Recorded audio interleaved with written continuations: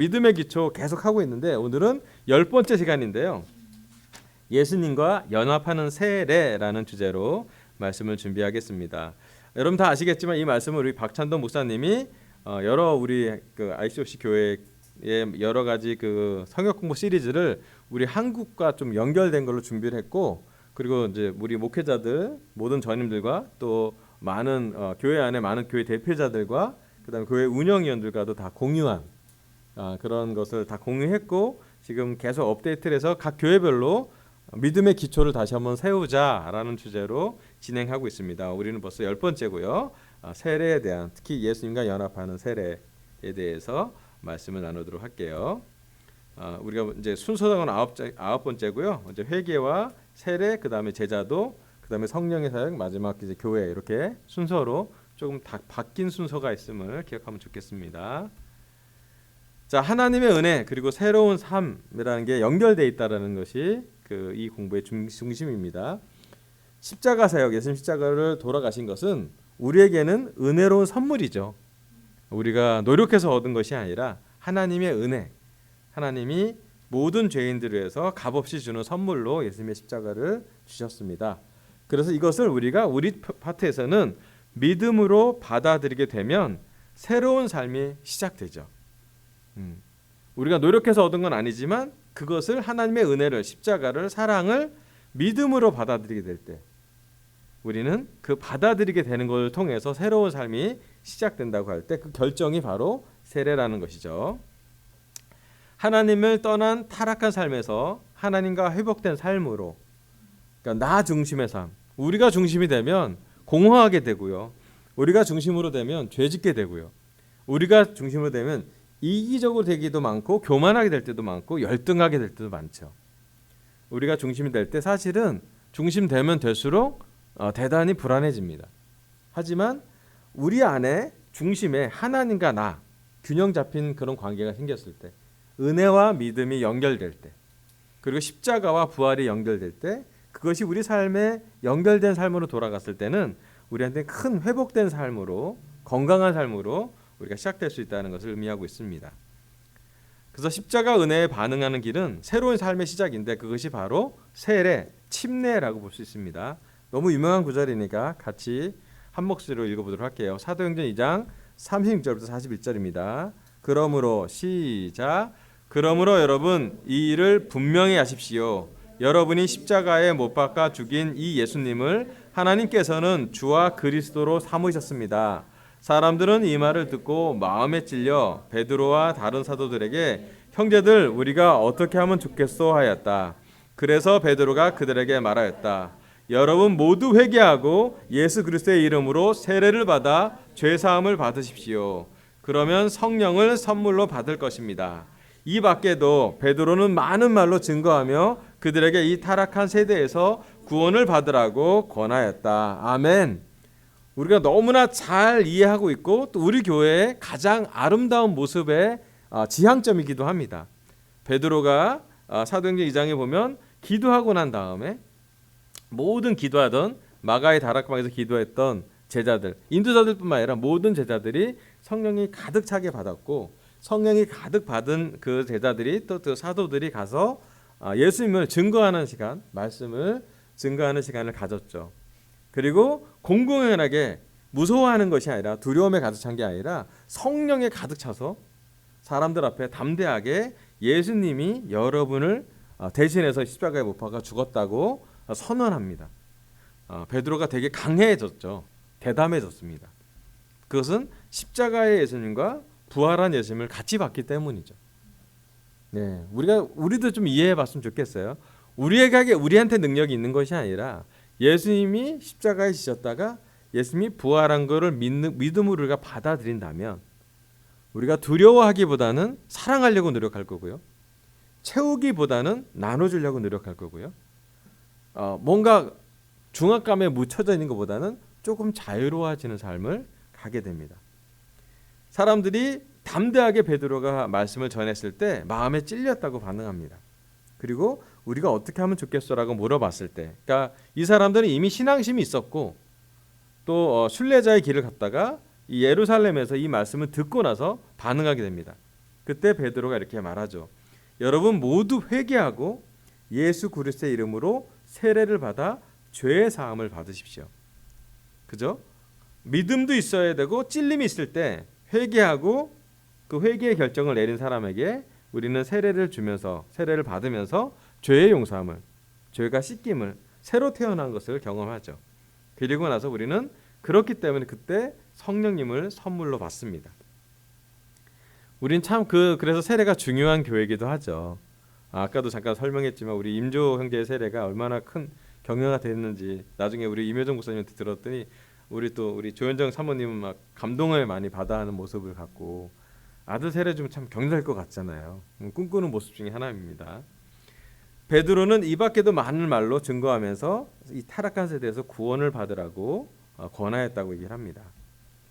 자, 은혜로 구원받는 삶의 시작은 이렇게 됩니다. 아까도 얘기했지만 십자가의 대속 사역이 있고 죄를 깨닫고 회개하고 예수님과 연합하는 세례를 받음으로써 죄 사함과 다시 태어난 것을, 그리고 그때 성령님을 선물로 주신다는 약속을 예수님이 주셨고 그 약속에 모든 제자들이 또 우리가 이 말씀에 순종해서 2000년이 지난 그리고 지구의 거의 반대쪽에 있는 우리가 이 말씀으로 우리가 여기까지 모였죠. 우리는 아마 세례를 받으면서 공동체를 형성하고 하나님의 가족으로 우리의 가장 큰 믿음의 기초는, 가장 단단한 믿음의 기초는 우리는 세례를 침례로 받은 그런 교회라는 것입니다. 이 모든 것을 우리가 다 같이 했어요. 어려운 공부였죠. 그죠? 네, 그리고 하지만 그렇기 때문에 또 세례가 진실되기도 했습니다. 진짜 회개하고 진짜 믿어야겠고 완전한 믿음은 아닐지 모르겠지만 시작하는 시간은 분명했던 것 같아요. 삶의 변화도 있었고요. 자, 세례의 의미는 그리스도와의 연합을 의미합니다. 로마서 6장 1절에 4절, 골로새 2장 12절에 보면 요 기준으로 되는데 제가 한번 읽어볼게요. 여러분은 그리스도 예수님과 연합하는 세례를 받은 우리가 그분과 함께 죽었다는 사실을 모르십니까? 우리는 그분의 죽으심을 연합하는 세례를 받음으로써 그분과 함께 묻힌 것입니다. 이것은 그리스도께서 죽은 사람 가운데서 아버지의 영광으로 살아나신 것처럼 우리도 새로운 생명 가운데 살도록 하기 위한 것입니다. 그리스도의 죽으심으로 우리가 함께 죽었다면 그분의 부활하심과 함께 우리도 틀림없이 부활하게 될 것입니다. 자, 우리 세례의 의미는 다른 것이 아니라 그리스도가 죽었다가 부활한 것, 십자가에 묻히셨다가 무덤에 묻히셨다가 다시 살아난 것을 우리는 연합하는, 그거와 딱 연합하는 시간이 바로 세례라는 것을 우리는 잘 알고 있습니다. 많이 봤던 그림이죠.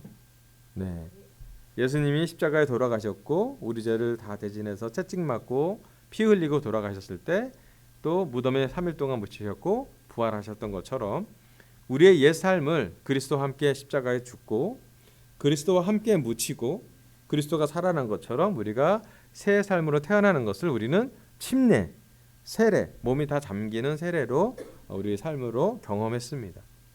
그래서 이전의 삶과 다시 태어난 삶은 구분이 있죠. 네, 우리가 완전한 회개, 완전한 믿음은 아닐지 모르겠지만 적어도 그리스도와 함께 묻히고 새로운 삶에 새로운 시작할 정도의 스타트할 정도의 믿음이 있었던 것 같습니다. 예수님과 하나가 되는 삶은 에베소서 1장 3절에 10절에 이렇게 나와 있는데 그리스도를 통하여 하나가 되고요. 그리스도 안에서 하나가 되고요.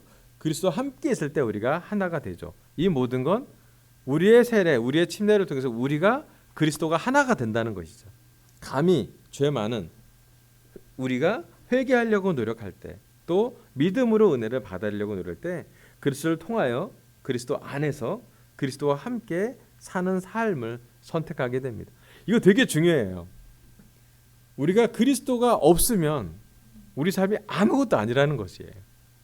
그렇지 않아요? 십자가와 부활을 빼고 우리를 정의 내린다면 우리 참 비참한 사람들이에요. 사도 바울도 얘기했습니다. 부활을 믿지 않는다면 우리는 정말 비참한 사람이라고. 그리고 여전히 우리가 하나님을 만날 때까지 진짜 성령님이 가득 차서 예수님과 하나님과 성령님이 함께 되는 삶을 살게 될 때까지 어쩌면 우리 삶은 고통이 가득할 것 같아요. 고난도 있고요. 아직 완성되지 않은 많은 무거운 믿음, 무거운 마음 여러 가지가 있을 수 있어요. 하지만 그리스도와 계속 연합하고 세상 끝날까지 그리스도가 함께 있겠다고 약속해 주셨고 우리는 그 약속을 믿는 마음으로 이 하루를 살았으면 좋겠습니다. 또 요즘 저는 솔직히 고백하면 날씨가 추워지니까 자꾸 우울해져요. 여러분 안 그러세요? 네, 우리 딸도 우울하대요. 요즘 왜 이렇게 우울하시지만 근데 그럴 수 있어요. 날씨가 추워지면 건강도 좀 힘들어지고 저기압이고 이게 좀 약간 다운될 수 있어요. 저는 또 11월이 제일 항상 힘들어하는 달이기 때문에 그렇지만 깊게 있게 생각해 보면 힘들면 힘들수록 또 부족하면 부족할수록 무기력하면 무기력할수록 다운되면 다운될수록 제가 그리스도와 함께 있는지 그리스도 안에 있는지 그리스도를 통해 있는지를 한 번 더 확인해 보고 제 삶에 그리스도가 얼마나 중요한지 우리 믿음의 기초는 그리스도라는 것을 생각하는 게 너무 중요한 것 같습니다.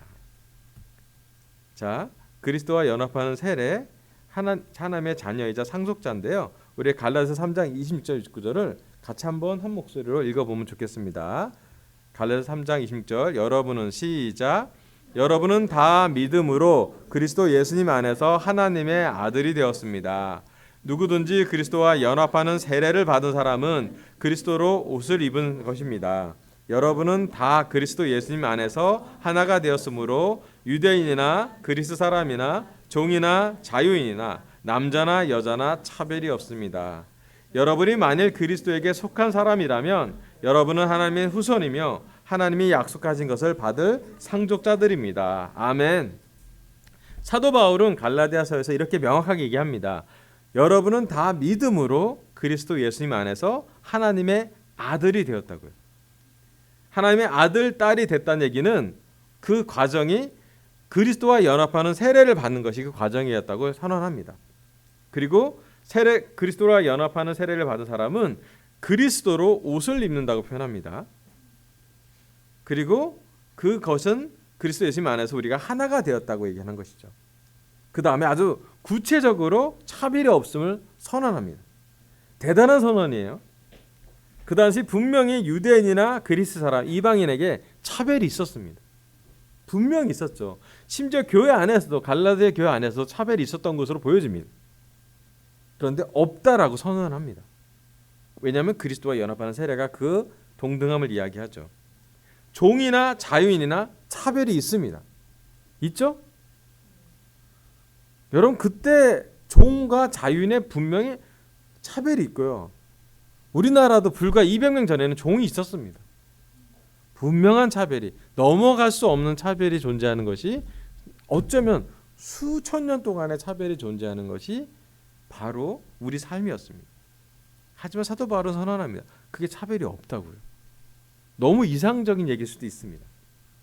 자, 그 다음에 남자나 여자 차별이 있습니까? 없습니까?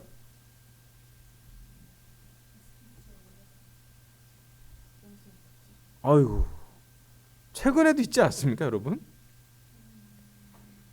여러분 우리가 살던 시대에 많이 차별을 없애려고 평등하게 하려고 노력하는 발전은 하긴 합니다.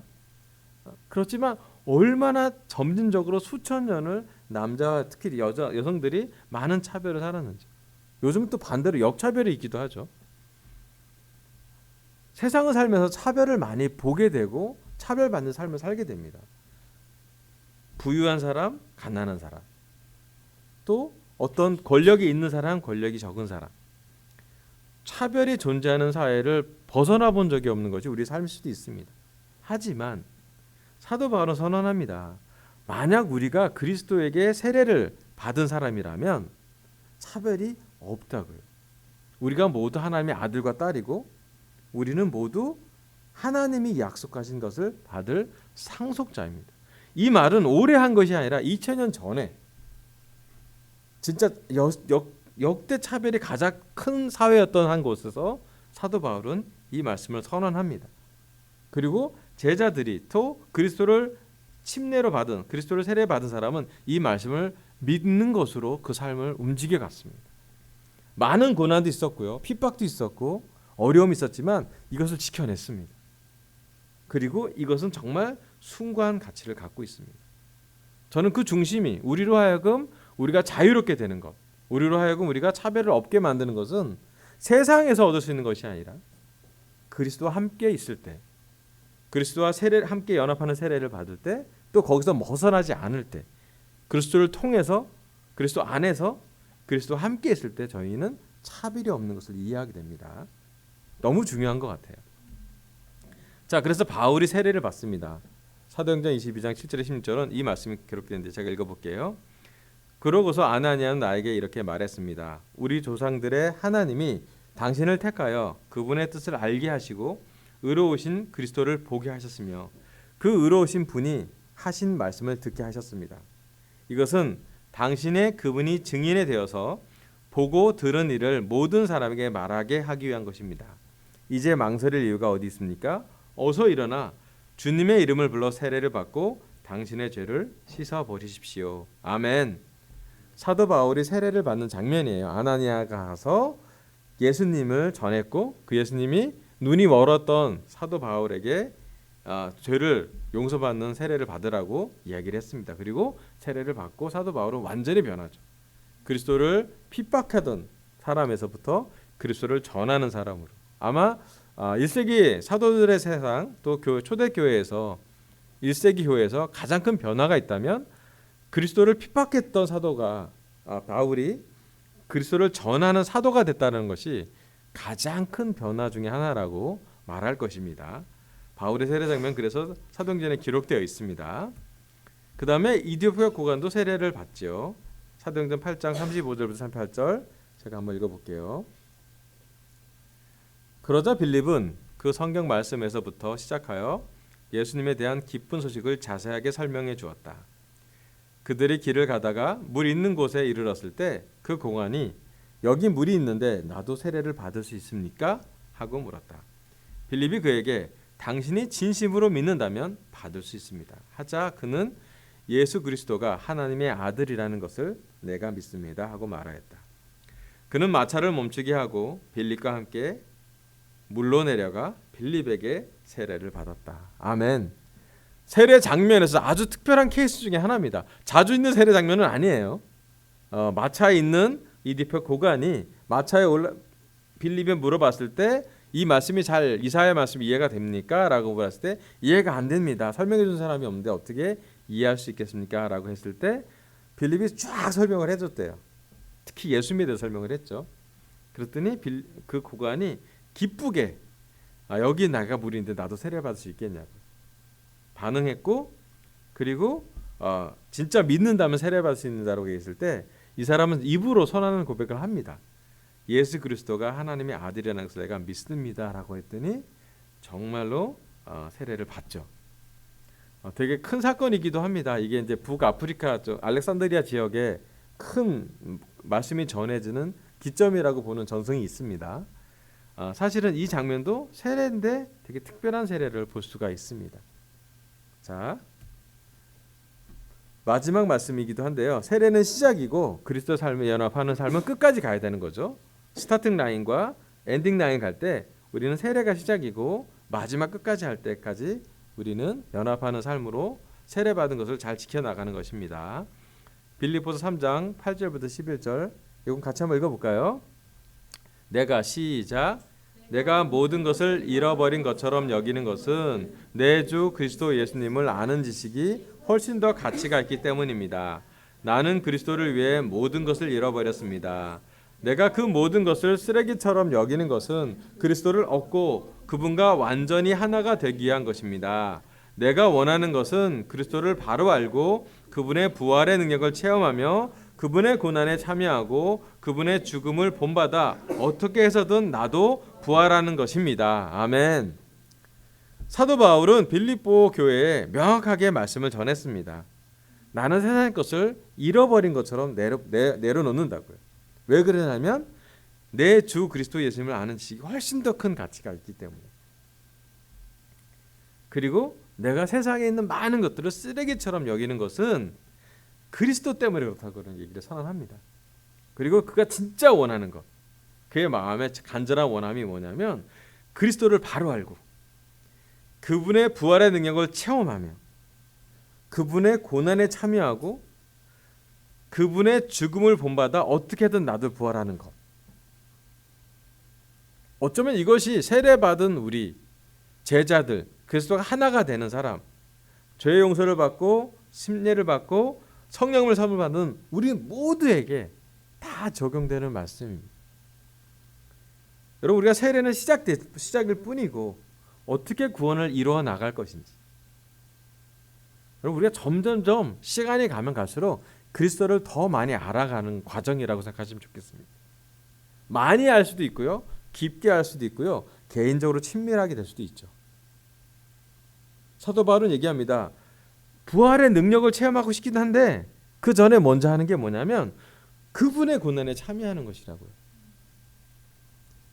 여러분, 부활은 슈퍼히어로가 되는 것이 아니라 부활은 십자가를 지는 사람한테 오는 특권이에요. 참 복음의 이중주죠. 이거 되게 어려운 설명이잖아요. 고난을 받아보지 않은 사람은 부활을 소망하지 않습니다. 그죠? 진짜 그리스도의 고난을 잘 이해하는 사람은, 십자가를 이해하는 사람은 부활에 대한 소망도 더 강력해집니다. 우리가 세례를 받을 때 우리의 능력으로 우리의 모든 것을 다 해서 세례를 받은 것이 아니라 십자가에 연합하는 세례였다는 것을 다시 한번 기억하면 좋겠습니다. 그리고 더 바라기는 우리 강서와 제주 가정교회자들, 영피, 여기 설교들은 우리 모두가 더 그리스도를 더 많이 아는 것에, 풍성히 그리스도와 함께 걸어가는 것에, 그리고 우리 삶에 고난이 왔을 때 그리스도처럼 반응할 수 있도록, 더 나아가서는 우리의 고난을 통해서라도 우리가 좀 더 그리스도를 알아갈 수 있도록,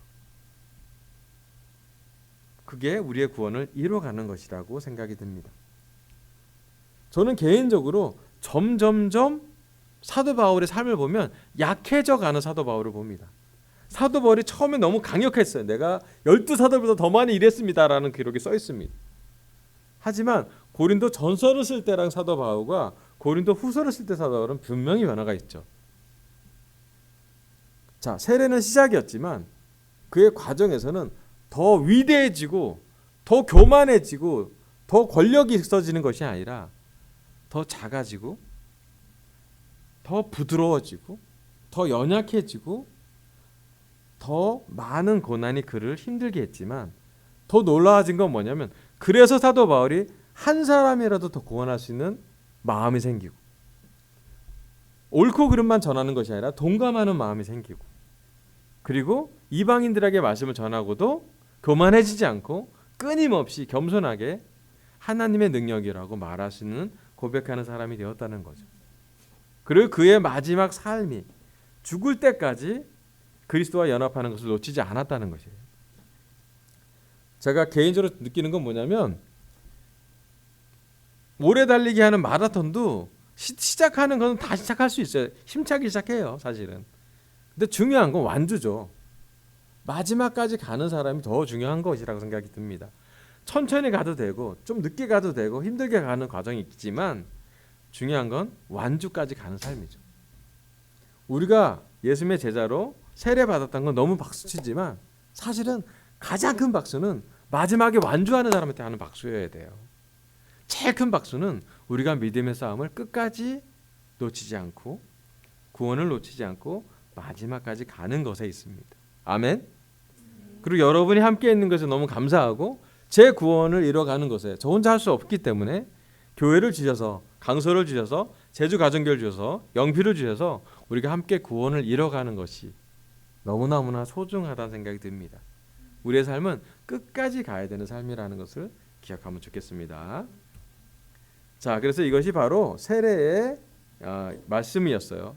좀 세례가 다양한 말씀이었는데 핵심은 예수님을 믿고 회개하고 반응할 때 우리는 물에 들어가는 세례를 받으면서 죄 용서를 받고 또 성령님의 선물을 받죠. 이거 무슨 것은 하나님의 은혜라는 것을 기억하면 좋겠고요. 또 그렇기 때문에 우리가 세례 받을 때 많은 사람을 축하하고 세례 받는 것이 너무 기뻐합니다. 더 기뻐할 것은 세례 받는 제자들이 점점 성장해서 누군가 또 다른 사람을 세례 줄 수 있도록, 지금 캠퍼스가 성장해서 다른 캠퍼스가 세례 받았으면 참 좋겠고, 다음 세대에도 하나님의 많은 그런 기적이 있기를 바랍니다. 그리고 우리는 끝까지 믿음을 가져갔으면 참 좋겠습니다. 자, 이제 이 말씀을 마치겠고요. 제가 광고하고 기도하고 마칠게요. 끝나고 나서 반응하면 되겠습니다. 이번 주 금요일은 금요 기도 모임이